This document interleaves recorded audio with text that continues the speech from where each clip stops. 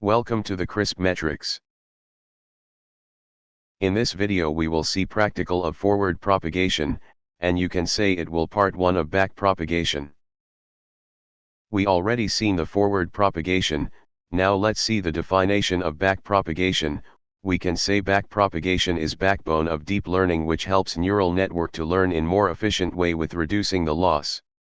In this step we have to update weights and biases with reducing loss. Let's take an example. Before back propagation we have to do forward propagation. In this example we have three features: blood pressure, BMI, and age, and we have dependent feature is outcome. This will represent either a person having diabetes or not. So in first row we have feature values 62, 33.6, and 47, so it will be in input layers. Now we are taking one hidden layer with two neurons, and in output layer we are taking only one neuron. Now after that all the neurons will get connect to each other. So as we already know that step in forward propagation. First step is summation of weights multiply input value plus bias. After that we have to apply activation function on the output of first step.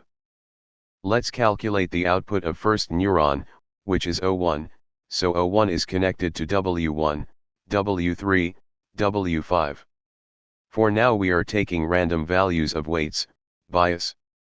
We have some weight initialization techniques, we will talk about that later.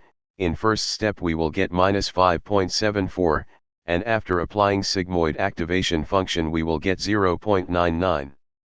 And we already seen how sigmoid activation function works in previous video. Let's calculate the output of second neuron, which is O2, so O2 is connected to W2, W4, W6. Similarly again we are taking random values of weights and bias.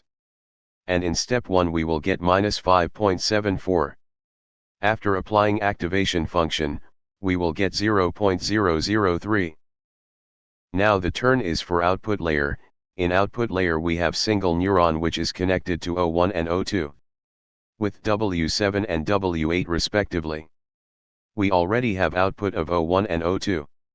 So weight and bias will be randomly initialized for now. In step 1 we will get 0.49, after applying activation function we will get 0.62. The 0.62 is our predicted value or y-hat we can say. So we have used sigmoid activation function, according to that it is giving class 1, which is true, but we have to see how much accurately it is giving is the answer. For that we have to calculate loss.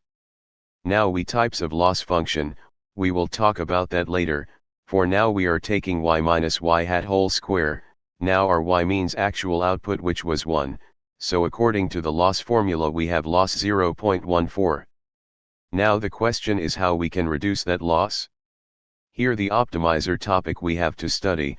Optimizer will try to change our weights and biases value to reduce our loss. Gradient descent, stochastic gradient descent, SGD, mini batch SGD, RMS prop, atom. We talk about how we can update weights and biases. In next video. Subscribe for more videos.